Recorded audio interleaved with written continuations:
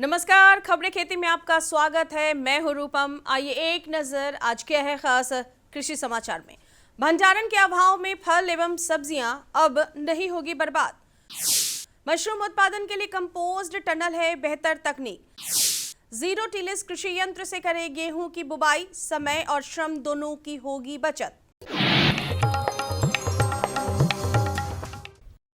राज्य में फल एवं सब्जियों की खेती करने वाले किसान भाइयों को भंडारण के अभाव में अब नुकसान नहीं उठाना पड़ेगा, क्योंकि राज्य सरकार कोल्ड स्टोरेज निर्माण योजना ला रही है, जिसके तहत किसान कोल्ड स्टोरेज का निर्माण कर सकते हैं। खास बात यह है कि यह कोल्ड स्टोरेज सौर ऊर्जा से संचालित होगी। किसान के पास अपनी फल एवं सब्जियों को स्टोर करने के लिए उचित साधन नहीं होते हैं। ऐसे में उन्हें अपनी फसल तुरंत ही बेचनी पड़ती है। भले ही उसे उसका अच्छा भाव न मिल रहा हो, पर वह उसे बेचने पर मजबूर हो जाता है। इसी को ध्यान में रखते हुए राज्य सरकार कोल्ड स्टोरेज निर्माण योजना ला रही है, जो सौर ऊर्जा से संचालित होगी। ऐसे में सोलर से संचालित कोल्ड स्टोरेज किसान की काफ़ी मदद कर सकता है। इसमें वह अपनी सब्जियां और फल आदि को लंबे समय तक स्टोर करके रख सकते हैं और मंडी में अच्छा भाव मिलने पर अपनी फसल को बेच सकते हैं। इस कोल्ड स्टोरेज की सबसे अच्छी बात यह है कि यह सौर ऊर्जा से संचालित होगा, जिससे किसानों को बिजली के बिल पर कोई खर्च नहीं करना पड़ेगा। फॉल आर्मीवर्म कीट के लिए मक्का सबसे रुचिकर फसल है। अगर समय रहते इस कीट का प्रबंधन नहीं किया गया तो किसान भाइयों को आर्थिक नुकसान उठाना पड़ सकता है। दरअसल फॉल आर्मीवर्म बाहरी नाशी जीव है, जो फसल पर फौज की तरह सामूहिक रूप से आक्रमण करता है। इस कीट की इल्ली मक्के के छोटे छोटे पौधों को जड़ से काटकर जमीन में गिरा देती है। इसके अलावा यह पत्तियों के हरे भाग को खाती है, जिससे सफेद धब्बे दिखाई देने लगते हैं। कीट पुष्प अवस्था में पूरे पौधों की पत्ती, नर, मंजरी एवं भुट्टे को नुकसान पहुंचाते हैं।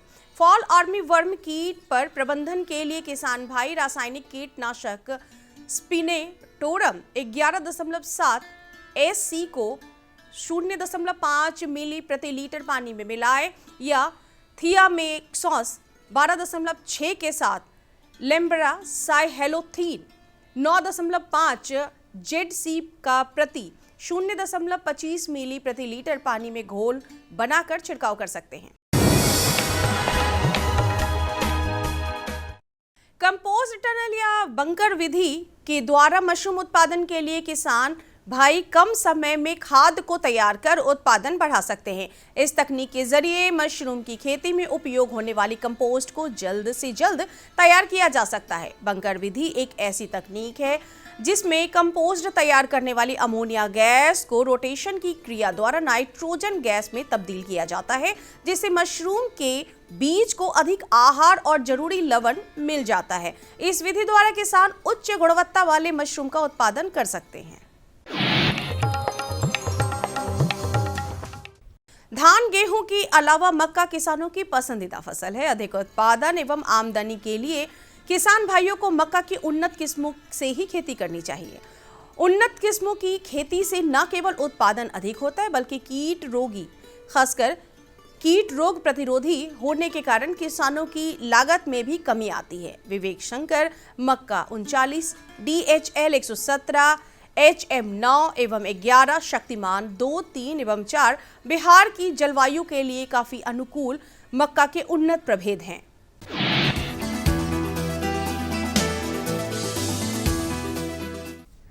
गेहूं की देर से बुवाई करने पर उत्पादन और उत्पादकता में गिरावट आ जाती है।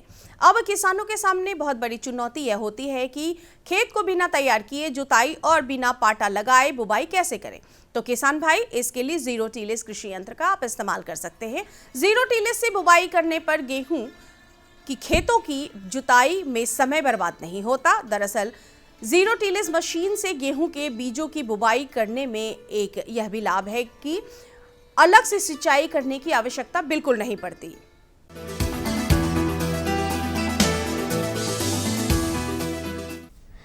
सफलता में आज की कड़ी में आपकी मुलाकात पटना जिले के बिहटा निवासी सफल किसान श्रीकांत साव से।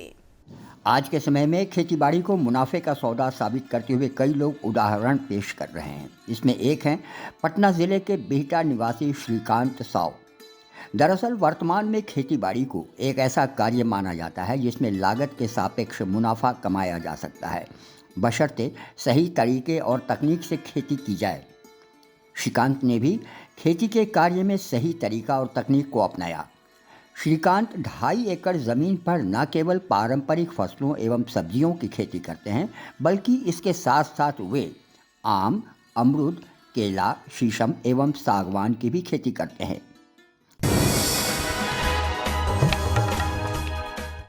आइए अब एक नजर मंडी के ताजा भाव पर। आइए अब चलते हैं राजधानी के थोक अनाज मंडी में और जानते हैं चावल एवं दाल के ताज़ा भाव। अरहर दाल 12,500 से 15,500 रुपये प्रति क्विंटल, मसूर दाल 11,000 से 13,500 रुपये प्रति क्विंटल, अरवा चावल 4500 से 60,000 रुपये प्रति क्विंटल, जबकि परिमल चावल 10,500 से 13,500 रुपये प्रति क्विंटल। कैसा रहेगा अगले 24 घंटे में राजधानी पटना का तापमान? एक नजर मौसम के मिजाज पर। मौसम विज्ञान केंद्र पटना के मुताबिक उत्तरी पछुआ हवाओं का प्रवाह बने रहने से पूरे प्रदेश में शीतलहर की स्थिति बनी रहेगी। साथ ही नमी वाली पूर्वा हवाओं के कारण कोहरे की स्थिति भी बरकरार रहेगी। राजधानी पटना का अधिकतम तापमान 24 डिग्री सेल्सियस एवं न्यूनतम तापमान 10 डिग्री सेल्सियस के आसपास बने रहने की संभावना है। अभी उच्च आर्द्रता के कारण आलू और टमाटर में झुलसा रोग का संक्रमण हो सकता है। किसान भाइयों को फसल की लगातार निगरानी की सलाह दी जाती है। रोग के लक्षण दिखाई दें तो कार्बेंडिजम 1 ग्राम प्रति लीटर पानी में घोलकर स्प्रे करने की सिफारिश की जाती है। नमस्कार किसान भाइयों, अभी आप देख रहे थे कृषि समाचार, जिसके माध्यम से आपने खेती बाड़ी से जुड़ी नवीनतम जानकारियां हासिल की, साथ ही साथ मंडी भाव और मौसम के बारे में भी जाना। इसी के साथ यहाँ पे वक्त हो चला एक छोटे से विराम का, लेकिन विराम के बाद अभी कार्यक्रम में बहुत कुछ है खास, इसलिए आप बने रहे हमारे साथ। हर जोखिम से निकल कर फसल आए, सुरक्षित हो जाए, फसल बीमा से हर किसान अब आत्मनिर्भर हो जाए। अब सूखा पड़े या बाढ़ आ जाए, कोई डर नहीं। अब ओले पड़े या कीट पतंगे फसल खा जाए, कोई फिक्र नहीं। अब कैसी भी आपदा हमारी फसल पे आ जाए, क्षति होने पर हमारे दावों का उचित भुगतान मिलता है, क्योंकि हमने लिया है प्रधानमंत्री फसल बीमा। बुआई से फसल कटाई तक हर जोखिम का दावा, न्यूनतम प्रीमियम पर अधिकतम भुगतान का वादा। योजना से हर साल जुड़ रहे हैं 5 करोड़ से ज्यादा किसान। अब आपकी है बारी। नजदीकी कृषि कार्यालय, सहकारी समिति, बैंक शाखा, अधिकृत बीमा कंपनी या जन सेवा केंद्र में स्वेच्छा से करा सकते हैं पंजीकरण। फसल बीमा पोर्टल या फसल बीमा ऐप द्वारा भी किया जा सकता है पंजीकरण। प्रधानमंत्री फसल बीमा योजना, आपकी फसलों का संपूर्ण सुरक्षा कवच। कृषि एवं किसान कल्याण मंत्रालय, भारत सरकार। विराम के बाद आप सभी का कार्यक्रम में एक बार फिर से स्वागत है। किसान भाइयों, फसलों की बुआई से लेकर उत्पादन होने के बीच हमें कई प्रकार की समस्याओं का सामना करना पड़ता है, जिसमें से फसलों में रोगों का लगना एक बड़ी समस्या है, जो न सिर्फ फसल को नष्ट करती है बल्कि उत्पादन में भी कमी लाती है। तो आज हम बात करेंगे कि आलू फसल में लगने वाले रोग कौन कौन से हैं और आप उनका नियंत्रण कैसे कर सकते हैं। तो आइए ये जानकारी हासिल करते हैं हमारे कृषि विशेषज्ञ राहुल कुमार से। किसान भाइयों नमस्कार, आप देख रहे हैं कृषि दर्शन और मैं हूं शांति भूषण। किसान भाइयों, हम आज जिस विषय की चर्चा कर रहे हैं वो सिर्फ सब्जियों में ही नहीं बल्कि खाने का राजा है। वैसे सब्जियों का राजा कहा जाता है उसे आलू। जी हाँ, आप सही समझ रहे हैं, आलू ही है। तो आलू की चर्चा करते हैं, खास करके जो अभी हमारा पीक सीजन है आलू के, आलू का सोइंग का, या आलू लग भी चुका है, आलू अब नया बाज़ार में आ भी चुका है। कई ऐसे क्षेत्र हैं जहाँ कई आलू उखड़ भी गई है। 2-2 बार लगातार आलू की खेती होती है हमारे यहाँ, लगातार 2 क्रॉप लिया जाता है आलू का। जो जागरूक किसान है वो अगात आलू लगाकर, चूँकि कीमत उसकी अच्छी मिलती है शुरुआत में, उसके बाद जो दूसरी आलू ली जाती है जिसको कि स्टोर हम करते हैं। कई किसान जो हमारे जागरूक हैं वो 2-2 स्टेप में आलू लेते हैं। लेकिन बीमारियां, खास करके जब मौसम का जो अचानक तापमान का घटना बढ़ना जो होता है उसमें प्रभावित होते हैं हमारे किसान। और जानकारी का जब अभाव होता है हमारे किसानों को, जब आपके पास जानकारियां नहीं होती है तो आप अनायास यूं ही कुछ न कुछ दवा उसमें दुकानदार के सहयोग से डाल देते हैं, जो हमें नुकसान पहुंचा देती है। फ़ायदा के बदले और अधिक नुकसान में हम चले जाते हैं और तब निराशा हमें होती है कि हमारी फसल बर्बाद हो गई। तो आप बर्बाद ना हो, आपकी फसल बर्बाद ना हो, आपकी आमदनी बढ़े, इस विषय पर आज हम बात करते हैं अपनी विशेषज्ञ से। हमारे साथ विशेषज्ञ के रूप में मौजूद हैं राहुल कुमार, जो सहायक निदेशक हैं पौधा संरक्षण में बिहार सरकार पटना में। सर, आपका हमारे कार्यक्रम में स्वागत है। सर, आलू की चर्चा, चूँकि सब्जियों का राजा आलू है और गरीब से गरीब आदमी भी और अमीर से अमीर आदमी भी बगैर आलू के नहीं रह सकता है सर। तो आलू में जब हम बात करते हैं बीमारियों की सर, खास करके रबी फसल में ही हमारे यहाँ आलू होती है, तो क्या क्या प्रभावित करता है, कौन कौन से रोग प्रभावित करते हैं आलू में? कई सारे ऐसे रोग हैं जो जिसका कि हम टेक्निकल वर्ड नहीं जानते हैं, लेकिन कौन कौन सा रोग है सर जो मुख्य रूप से हमारे किसानों को बिहार में प्रभावित करता है? आलू में किसान भाइयों, अभी आप लोगों के द्वारा जो लगाया गया है खेतों में 40 से 50 दिन से ज़्यादा के आलू हो गए हैं और किसान भाई सबसे ज़्यादा आलू को नुकसान पहुंचाते हैं हमारे लेट ब्लाइट और अर्ली ब्लाइट, जिसको हिंदी में कहते हैं अगात झुलसा रोग एवं पिछात झुलसा रोग। इसके द्वारा सबसे ज़्यादा नुकसान पहुंचाया जाता है। अगात झुलसा रोग सबसे ज़्यादा होता है और हमारे बिहार में सबसे ज़्यादा नुकसान इसी से होता है। पिछात झुलसा रोग, पिछात जो झुलसा रोग होता है, ये टेम्परेचर जब डाउन होता है, बारिश का मौसम आता है, तभी ये होता है।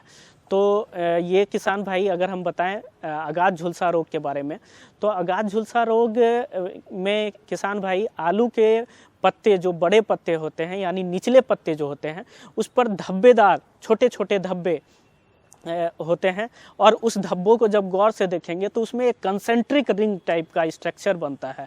तो ये है हमारा अगात झुलसा रोग और धीरे धीरे ये कुछ दिनों बाद ये फिर सारे स्पॉट आपस में मिलकर पूरी तरह से पत्तियों को सुखा देते हैं। तो अगात झुलसा रोग से इस तरह से नुकसान होता है और धीरे धीरे ये आलू तक भी पहुंच जाता है। उसी तरह अगर हम पिछात झुलसा रोग के बारे में बात करें किसान भाई, तो जब भी टेम्परेचर हमारा वातावरण में टेम्परेचर जो भी है, अगर तापमान 20 डिग्री से नीचे चला जाता है और ह्यूमिडिटी जो नमी है हवा में वो अगर 80% से ज़्यादा है, तो पिछात झुलसा रोग बहुत ज़्यादा फैलने का चांस रहता है। पिछले कुछ दिनों से देख रहे हैं कि काफ़ी गर्मी, 2-3 दिन पहले गर्मी थी, आज फिर तापमान में एकाएक कमी आई है, ठंड बढ़ गई है। तो ये कितना प्रभावित करता है हमारे आलू के फसल में, क्योंकि कभी कभी इसका भी नुकसान तापमान में घटने बढ़ने से मनुष्यों में भी होता है। तो पौधे हैं नेचुरली वो भी बीमार पड़ते हैं। इससे क्या नुकसान होता है, कितना नुकसान होता है सर?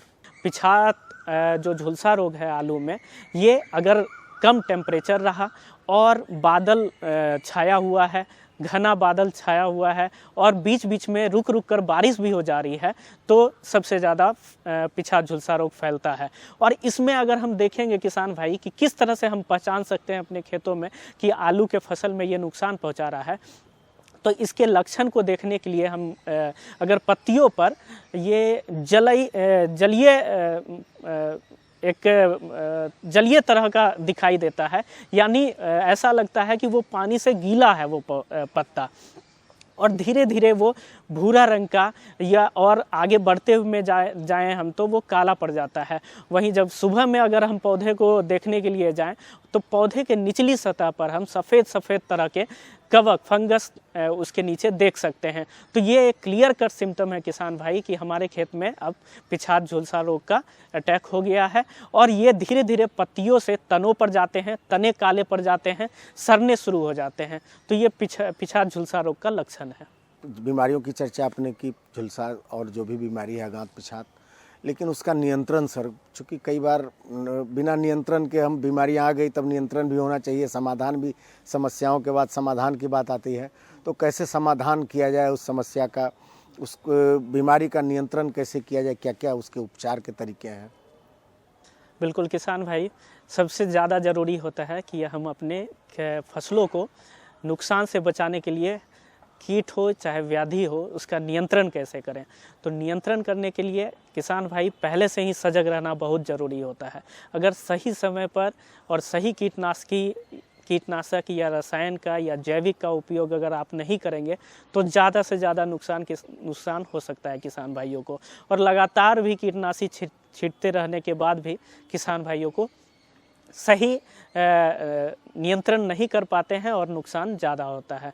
तो किसान भाइयों को अभी खासकर किसान भाई क्या करते हैं कि जब भी बीमारी आती है, जब भी कुछ आता है, तो वो अपने नज़दीकी जो भी डीलर हैं उनसे, कीटनाशी विक्रेता हैं उनसे पूछकर दवाई अपने खेतों में छिड़ते हैं। तो किसान भाइयों से अनुरोध है कि किस दवाई का किस तरह से उपयोग किया जाए, ये सलाह अपने आसपास के वैज्ञानिकों से या फिर हमारे कृषि विभाग के जितने भी कर्मी हैं, पौधा संरक्षण कर्मी हैं, इनसे सलाह लेकर ही कीटनाशी का उपयोग करेंगे। अब आते हैं हम लोग कौन सी रसायन का उपयोग करके हम अगाध झुलसा रोग हमारे खेत में लगा है या पिछाड़ झुलसा रोग लगा है, तो हम उसका नियंत्रण कैसे कर सकते हैं।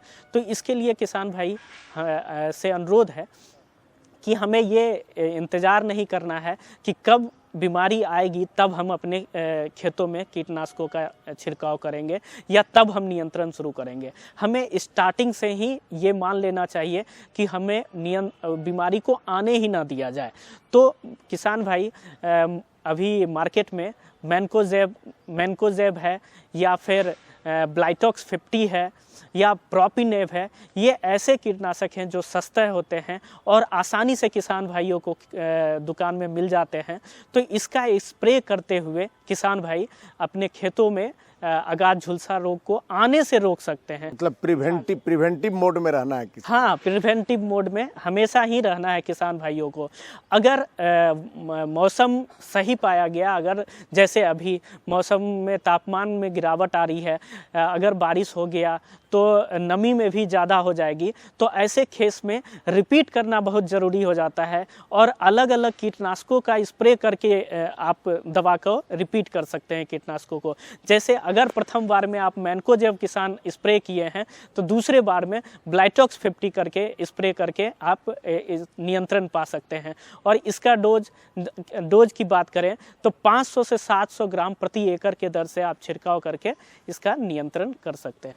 सर, तापमान की बात शुरुआत में ही आपने की थी, हम भी तापमान को ही फोकस कर रहे हैं चूँकि जाड़े का मौसम होता है और बिहार में खास करके जो हमारा उत्तर भारत में बिहार की जो है, बिहार यूपी इन स्टेट की, तो तापमान काफ़ी प्रभावित करता है। तो इस तापमान की स्थिति को मेंटेन करने के लिए, जो मिट्टी का तापमान जब कम हो जाता है तो उस स्थिति को मेंटेन करने के लिए क्या करना चाहिए?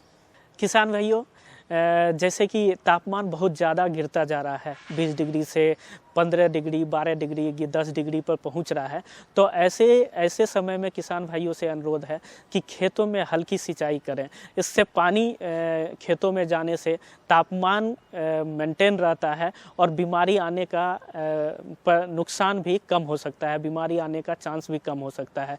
इसके अलावा किसान भाई जैसे गाँव में करते हैं कि धुआं कर भी किसान भाई खेतों में तापमान को मेंटेन कर सकते हैं, जिससे रोगों से होने वाले नुकसान को कम कर दिया जा सके। और किसान भाइयों से अनुरोध है कि जैसे अगर आपके खेतों में दिख गया है, अगर बीमारी आ चुकी है, तो इसमें कुछ और अच्छे कीटनाशकों का उपयोग करके, फफूंदीनाशक का उपयोग करके आप नियंत्रण पा सकते हैं। किसान भाई से अनुरोध है कि जैसे मैनकोजेब के साथ कार्बेंडाजिम का मिला हुआ एक मिक्सचर आता है, इसका स्प्रे करने पर भी ये एक सिस्टेमिक फंजीसाइड है, एक कॉन्टैक्ट फंजीसाइड है। कॉन्टैक्ट फंजीसाइड वो होता है जैसे मैनकोजेब जो पत्तियों पर एक सतह बनाता है जो कि फफूंदों को अंदर जाने से रोकता है, तो उससे बचाव कर सकते हैं। और सिस्टेमिक फंजीसाइड पूरे शरीर में फैल जाता है पौधे के, तो अगर इन्फेक्शन हो गया है तो उससे बचाया जाता है। तो किसान भाइयों से अनुरोध होगा कि अगर खेतों में बीमारी दिख गया है तो आप कार्बेंडाजिम प्लस मैनकोजेब दोनों का जो मिक्सचर आता है 2 ग्राम प्रति लीटर के दर से मिलाकर छिड़काव करें, इससे बहुत फ़ायदा होता है। सर, इतनी अच्छी जानकारी आपने दी, इसके लिए बहुत बहुत बहुत धन्यवाद। और किसान भाइयों, निश्चित रूप से जब आप हमारे विशेषज्ञों की जानकारी अपने खेतों तक पहुंचाएंगे, तब हमारा यह कार्यक्रम सार्थक होगा और आपकी आमदनी निश्चित रूप से बढ़ेगी। किसान भाइयों, हम फिर मिलते हैं एक नई जानकारी के साथ, नए विशेषज्ञ के साथ। तब तक के लिए दीजिए हमें इजाज़त। नमस्कार।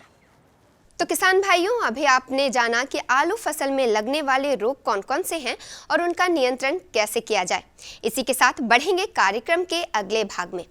कृषि और किसानों की तरक्की के लिए हमारी भारत सरकार ने कृषि के हर एक क्षेत्र से जुड़ी योजनाएं बनाई हैं, जिनमें प्रधानमंत्री कृषि सिंचाई योजना, किसान क्रेडिट कार्ड योजना, मृदा स्वास्थ्य कार्ड योजना के अलावा ऐसी बहुत सी योजनाएं शामिल हैं।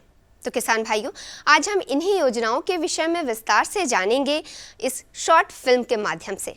मधु क्रांति, एक नए युग का आगाज।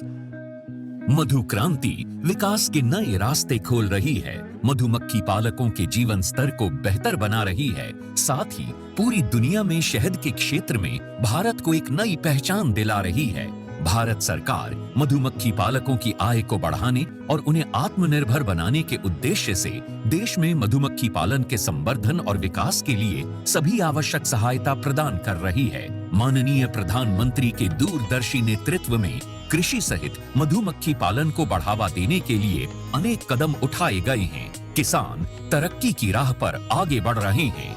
अगर कोई सक्सेस स्टोरी मीठी मुस्कान भी बिखेरे और स्वाद में भी मिठास भरे, तब तो आप इसे जरूर सोने पर सुहागा कहेंगे। हमारे किसान इन दिनों शहद के उत्पादन में ऐसा ही कमाल कर रहे हैं। शहद की मिठास हमारे किसानों का जीवन भी बदल रही है, उनकी आय भी बढ़ा रही है।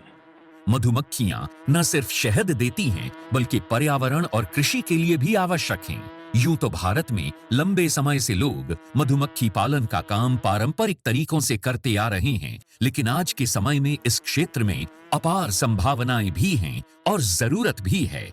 मधुमक्खियों की इसी जरूरत और योगदान का जश्न मनाने और इसे और बारीकी से समझने के लिए ही मनाया जाता है विश्व मधुमक्खी दिवस। इसी आवश्यकता को समझते हुए 2020 में राष्ट्रीय मधुमक्खी पालन और शहद मिशन की शुरुआत हुई। उद्देश्य स्पष्ट था, मधुमक्खी पालन के कार्य को वैज्ञानिक और तकनीकी रूप से विकसित करना और ज्यादा से ज्यादा लोगों को इसके लिए प्रोत्साहित करके मधु क्रांति के सपने को साकार करना।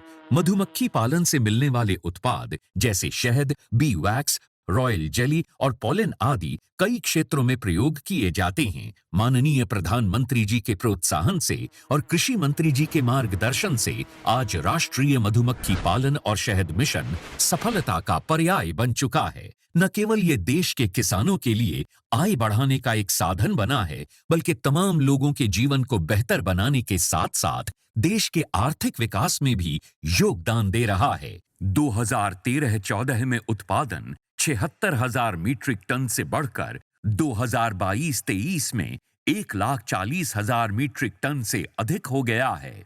2013-14 में शहद का निर्यात 28,000 मीट्रिक टन से बढ़कर 2022-23 में 79,928 मीट्रिक टन से अधिक हो गया है।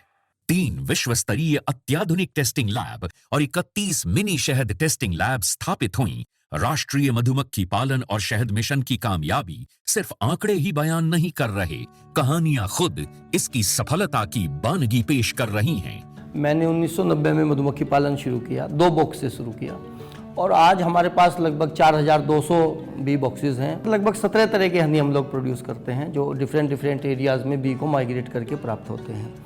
इसके अलावा जितने बी बॉक्सेस मैन्युफैक्चरिंग यूनिट है हमारे पास, वैक्सीट मैन्युफैक्चरिंग यूनिट है, 20 मीट्रिक टन पर डे का हनी प्रोसेसिंग प्लांट है।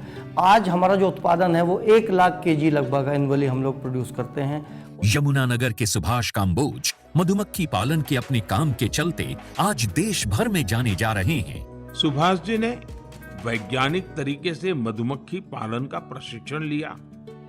इसके बाद उन्होंने केवल 6 बॉक्स के साथ अपना काम शुरू किया था। मैंने सिर्फ अपने पोलिनेशन के लिए और शहद खाने के पर्पज से ये बॉक्स रखे थे। जब मैंने देखा कि मधुमक्खियां भी बढ़ रही हैं और हमें शहद भी मिल रहा है, तो मैंने फिर प्रोफेशनल तौर पे इसी काम को ही करने की सोची और आज की तारीख में मैं लगभग 1500 बॉक्स पे मधुमक्खी पालन कर रहा हूँ। ज्यादा से ज्यादा लोग इस मिशन का हिस्सा बन रहे हैं। इतना ही नहीं, ये मिशन नारी शक्ति को और अधिक सशक्त बनाने में भी बड़ा योगदान दे रहा है। अभी तक महिलाओं के 164 स्वयं सहायता समूहों को इससे जोड़ा जा चुका है। इसी तरह मधु क्रांति पोर्टल पर अभी तक लगभग 14,000 से अधिक पालक और 22 लाख से अधिक कॉलोनीज रजिस्टर हो चुकी हैं। आज भारत प्राकृतिक शहद का 6वां सबसे बड़ा निर्यातक देश है।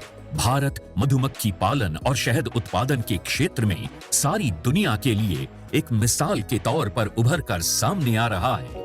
मधु क्रांति आए और रोजगार के अवसर बढ़ाए। किसान भाइयों, अभी आपने इस शॉर्ट फिल्म के माध्यम से जाना कि भारत सरकार द्वारा कृषि से संबंधित कौन कौन सी योजनाएं चलाई जा रही हैं और इन्हें अपनाकर आप उन्नति के मार्ग पर कैसे बढ़ सकते हैं। तो किसान भाइयों, आज की कड़ी में बस इतना ही। अगले अंक में कृषि की कुछ और जानकारियां लेकर हम फिर से हाजिर होंगे। तब तक के लिए मुझे और हमारी कृषि दर्शन की पूरी टीम को दीजिए इजाजत। नमस्कार।